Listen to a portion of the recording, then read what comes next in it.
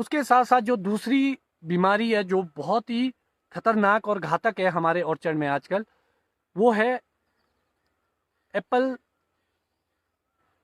Might. तो might वैसे 5-6 तरह की, अलग अलग तरह की होती है। तो मेनली जो ज़्यादा खतरनाक है हमारे लिए वो यूरोपियन रेड माइट है।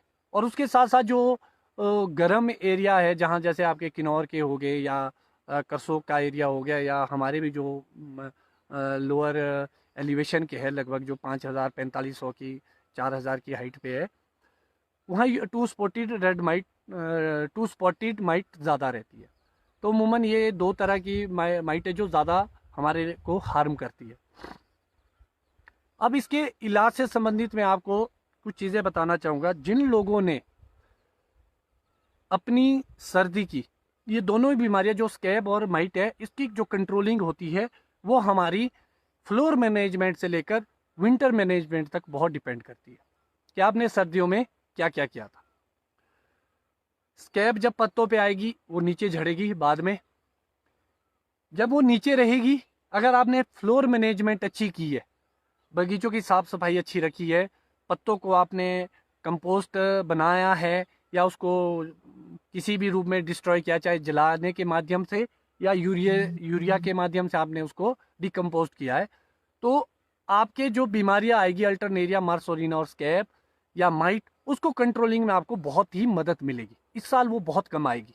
बहुत सारे बागवानों के प्री मेच्योर लीफ फॉल हो जाता है, मार्सोलिना से झड़ जाते हैं या अदर चीज़ों से झड़ जाते हैं। उसका बड़ा रीज़न होता है कि जी आप फ्लोर मैनेजमेंट पर ध्यान नहीं देते। आपको फ्लोर मैनेजमेंट पर ध्यान देने की अति आवश्यकता है। तो ये बीमारियां नेक्स्ट ईयर बहुत ही कम आती है।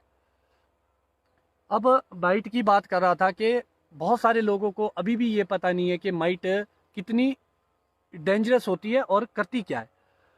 बागवान भाइयों, अगर आप इस पत्ते को देखेंगे, जो ये ऊपर का सरफेस है, आपको बिल्कुल डार्क ग्रीन दिखेगा। तो ये डार्क ग्रीन क्यों है? और दूसरी साइड आप देखेंगे थोड़ा सा फीके कलर का है उल्टी साइड से, और सुल्टी साइड से ग्रीन कलर का। ये क्यों है ऐसा? क्योंकि जो ये ग्रीन कलर है ऊपर, ये क्लोरोफिल है पत्ते का। क्लोरोफिल क्या होता है? जो सूरज की किरणें जब पत्ते के ऊपर पड़ती है तो प्रकाश संश्लेषण से पौधों का भोजन बनता है। तो जो भोजन उतना अच्छा बनेगा जितना अच्छा आपका ये क्लोरोफिल होगा। आपको ये समझने की जरूरत है कि ये क्लोरोफिल में ऐसा क्या है, उसको बचाना जरूरी तो है। कि जैसे माइट है, वो क्यों आती है पत्तों पर? बेसिकली ये जो क्लोरोफिल है, इसको खाने के लिए या चाटने के लिए आपकी माइट पत्तों के ऊपर आती है। अगर वो क्लोरोफिल खा लेगी तो आपके भोजन नहीं बनेगा, भोजन नहीं बनेगा तो आपके फ्रूट में साइज नहीं आएगा, क्वालिटी नहीं आएगी, कलर नहीं आएगा, और बहुत सारी चीज़ें। और सबसे बड़ी बात, जो नेक्स्ट ईयर का बड, जो अभी आपके मई जून जुलाई के आसपास जो बनता है बड, वो कहीं ना कहीं वीक बनेगा और अगली साल वो पत्तों में कन्वर्ट होगा बड आपका। इसलिए जो बीमा अगर मजबूत करना है तो आपको क्लोरोफिल अच्छा रखना पड़ेगा बगीचों में। अब बड़ी बात आती है कि माइट रहती कहाँ है। अगर हम सर्दी की बात करें तो ये रहती कहाँ है? ये जो पत्ते आपके नीचे गिर जाते हैं या उसमें नीचे रहेगी, ये लगभग 5 या 6 बार अपनी एगलेइंग करती है। माइट एक बहुत लंबा प्रोसेस है, इसीलिए इसको अगर पूरी तरह खत्म करना होगा तो आपको फ्लोर मैनेजमेंट पे ज़्यादा ध्यान देना पड़ेगा। उसके साथ साथ जो रफ सरफेस है आपके, खुरदरापन, जहाँ जैसे आपके पौधे फट जाते हैं या वहाँ है कोई स्किन आपकी ऊपर नीचे है, आप देखते होगे पीसी जैसे होते हैं स्किन में, तो उसके अंदर, या आप बीमा जो बड होता है उसके जो रफ सरफेस है वहाँ पर अपनी एग्लेइंग करती है विंटर के लिए। तो जो विंटर में आप मैनेजमेंट करते हैं, बहुत सारे लोग जो टीएसओ की स्प्रे करते हैं हायर डोज पे, वो भी एक अच्छा ऑप्शन है। या कई लोग आपके कास्टिक सोडा की स्प्रे करते हैं, वो भी एक बहुत ही अच्छा इलाज है, क्योंकि वो ऊपर ही उसको कंट्रोलिंग कर देगा, उसको बर्न कर देगा। और बहुत सारे लोग लाइम सल्फर करते हैं, वो भी कंट्रोलिंग करेगा माइट की। तो जिन लोगों ने विंटर में फ्लोर मैनेजमेंट से लेकर ऊपर पौधों पे मैनेजमेंट की होगी उनके ये बीमारियां कम आती है, चाहे वो पत्तों से संबंधित है चाहे वो कीड़ों से संबंधित है। उसके बाद जो माइट होती है वो कब एक्टिव होती है, आपने देखा होगा कि नौनी विश्वविद्यालय के द्वारा हमारे को 4 लीटर एचएमओ की सिफारिश की जाती है करने की। जो सर्दियों में पड़ता है वो टीएसओ ट्री स्प्रे ऑयल, और जो एसओ बोलते हैं हम summer oil, all season HMO जिसको हम ये भी बोलते हैं, वो आपके 4 लीटर और 2 लीटर की 2 रिकमेंडेशन आती है नौनी के द्वारा। तो जो ये 2 लीटर की रिकमेंडेशन है वो क्यों आती है, क्योंकि जैसे ही आपका बर्ड स्वेल हुआ, आपके ग्रीन पत्तियां आनी शुरू हुई, जैसे ही वो 1/2 इंच ग्रीन आता है, तो जो माइट है उनकी फर्स्ट जनरेशन चलनी शुरू हो जाती है वहाँ पे स्प्रिंग में, जैसे ही वो स्प्राउटिंग होती है, क्योंकि वो सबसे कोमल भाग होता है, ऊपर सबसे पहली ग्रोथ आपकी टिप पर आती है। तो सबसे पहले जो भोजन वहाँ चाहिए, हर कीड़े को जिंदा रहने के लिए भोजन तो चाहिए, वो जो भोजन उसको मिलेगा वहाँ पर। तो जैसे ही आप 4 लीटर का एचएमओ की स्प्रे करते हैं तो उससे वो कंट्रोलिंग आती है आपके माइट में। तो अंडों के ऊपर वो लेयरिंग ऑयल की लेयर चढ़ जाती है, जिससे वो हैचिंग नहीं हो पाती है। और जो आपके जो वयस्क है जो पैदा हो चुके हैं, वो मेटिंग ना करके एग लेइंग द्वारा से नहीं कर सकते। ये पूरी तरह से जब भी आप एचएमओ की स्प्रे करें, पूरी तरह से भिगोए अपने पौधे को अच्छे से करें। जैसे आप पत्तों की स्प्रे करते हो, वहाँ आपने मिस्ट देनी है, लकड़ में इतनी ज़रूरत करने की नहीं है, पत्तों को आपने थोड़ा थोड़ा मिस्ट से करनी है, कभी भी पिचकारियाँ नहीं लगानी है, वेस्ट नहीं करनी है। मगर जो ऑयल बेस्ड होती है, क्योंकि जो फिल्म चढ़ाता है वो फिल्म से दम घोट के मारता है, चाहे वो आपकी स्केल है या आपकी माइट है। तो आपको इस चीज़ का ध्यान रखना पड़ेगा कि प्रॉपर तरीके से आप स्प्रे करें। उसके साथ साथ लगभग मई और जून, अप्रैल और मई के मंथ में फिर से अब आपकी माइट एक्टिव हो जाती है, क्योंकि वहाँ ह्यूमिड कंडीशन मिल जाती है उसको। तो यहाँ भी आप जो आपके माइटीसाइड या एक्रेसीड जो आप करते हैं, चीज़ एक ही है दोनों, उसकी आप स्प्रे करते हैं। जैसे आप मैडन करते हैं या मिजिस्टर करते हैं, तो जो मिजिस्टर है वो आपके वयस्क को मारता है, जो आपका मैडन है वो आपको अंडों को हैचिंग से बचाता है। तो बहुत सारी कंपनियां ये भी क्लेम करती है कि दोनों चीज़ों पे जो काम करती है, ऐसी भी दवाइयाँ हमारे पास है। तो उसके बाद जो अगला जो महत्वपूर्ण पार्ट आता है आपकी माइट का, वो आता लगभग अगस्त का महीना, जब ज़्यादा ह्यूमिडिटी बनती है, वहाँ वो पीक पे चलती है अपनी माइट। तो जब अगस्त के महीने में आपकी पीक पे चलती है, वहाँ भी आपको इसको कंट्रोल करना पड़ेगा।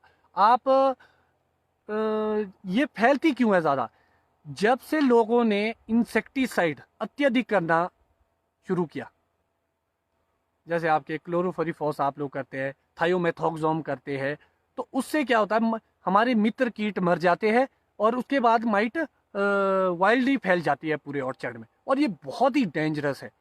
तो आपको ध्यान रखना पड़ेगा, पहले सबसे पहले आपको अपने बगीचों में जाके मॉनिटरिंग करनी होगी। पूरे बगीचा जो आपका है उससे लगभग आप हर कोने से, हर भाग से आप लगभग 20-30 पत्ते ज़रूर ले इकट्ठे करके। जब आप पत्तियां इकट्ठी करें तो इसको आप जांचें कि आपके माइट कितनी है। ऐसा ना हो कि भी एक माइट थी, आपने सीधे एक्रेसीड पे चले गए और उससे क्या हुआ, वो कीड़ा तो मर गया, मगर जो नई हैचिंग हुई है, जो अंडे फटेंगे वो फिर से आ जाएगी, उससे आपके जेब पे असर पड़ेगा और अनइवन आपको स्प्रे करनी पड़ेगी। आपको आइडेंटिफाई करना है कि माइट की पॉपुलेशन कितनी है। ऑन एन एवरेज लगभग 5 से 6 होनी चाहिए।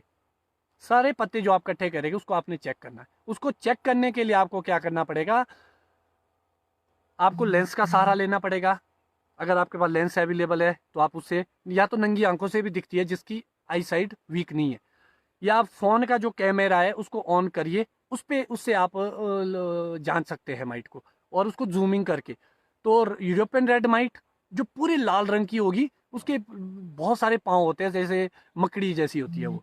और जो टू स्पॉटेड है उसकी पीठ के ऊपर 2 लाल निशान दिखेंगे आपको, बाकी वो थोड़ी हल्की सी वाइटिश कलर में होगी। उससे आप आइडेंटिफाई कर सकते हैं कि ये टू स्पॉटेड और ये यूरोपियन रेड माइट है। तो ये दोनों की ही हार्मफुल है। एक उससे भी बड़े साइज की लाल आती है, वो हमारी फ्रेंडली भी होती है। तो जब आप पत्ते, अगर आपके पास ये सुविधाएं भी उपलब्ध नहीं है, उसके अलावा आप क्या करेंगे, आप कागज लेके, कॉपी, उसके बीच में आप पत्ता रखेंगे, ऐसे करके, और दूसरे भाग को फोल्ड करके इसको आप ऐसे करके प्रेस करेंगे। तो जैसे ही आप जोर से प्रेस करेंगे तो आपको ब्लड दिखेगा कागज के ऊपर, कागज ऊपर वो तो आपको दिख ही जाएगा। जब वो ब्लड दिखेगा उसको आपने गिनना है कि कितनी जगह स्पॉट है। मान लो वो 2 जगह है, इसका मतलब 2 कीड़े थे, आपने दोनों मार दिए।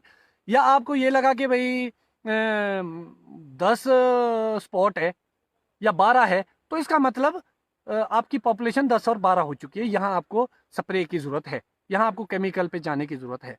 तो आपको इस तरीके से मॉनिटरिंग करनी पड़ेगी अपने बगीचों की, बिना मतलब की स्प्रे ना करें।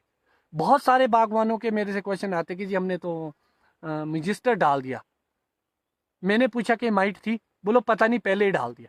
तो वो आपका पैसों का नुकसान हो गया। वो अडल्ट को मारेगी, जो वयस्क है, जो अंडे उसको नहीं मारेगी। अगर वो थी नहीं तो जब तक उसका काम होना था तब तक वो उसका असर खत्म हो गया। तो आपको ये ध्यान रखना पड़ेगा, आप बिना मतलब की स्प्रे ना करें, और छोटी छोटी चीजों के लेकर ज्यादा क्वेश्चनिंग ना करें आप लोग, चाहे किसी से भी। आप मैक्सिमम बागवान देखे मैंने, छोटा सा कोई दाग होगा, जैसे कल ही मुझे एक फोन आया कि जी कीड़ा लगा है, फ्रूट को खा रहा है। मैंने उनसे पूछा कि साइजिंग क्या हो चुकी है, लगभग वो वॉलनट पहुंचने वाले थे। तो मैंने बोला, मैं कहा जी अब आपको जरूरत नहीं है स्प्रे की। बोलो ऐसे कैसे, मेरा नुकसान हो जाएगा। मैंने उनसे पूछा कि कितने कीड़े दिखे आपको, बोलो पूरे बगीचों में 10 एक फ्रूट खाए दिखे। मैंने उनको बताया कि 10 फ्रूट वो पहले ही खा चुका है, या कहीं बचा होगा कीड़ा उसने खाया होगा, अब नहीं है क्योंकि उसका टाइमिंग नहीं है अब। आप ऐसे ही गलत स्प्रे ना करें, इंसेक्टिसाइड इंसेक्टिसाइड इंसेक्टिसाइड, जितनी ज्यादा आप इंसेक्टिसाइड्स करेंगे उतनी ज्यादा आपकी माइट फैलेगी। फिर आपको कंट्रोलिंग माइट पे जानी पड़ेगी, फिर आपसे वो भी कंट्रोल नहीं होगी। तो आपको ये देखना पड़ेगा, जो ये इन्वायरमेंट को भी खराब करेगी, हमारे पानी को भी दूषित करेगा इंसेक्टिसाइड, और हमारे ह्यूमन बॉडी के लिए भी बहुत हार्मफुल है।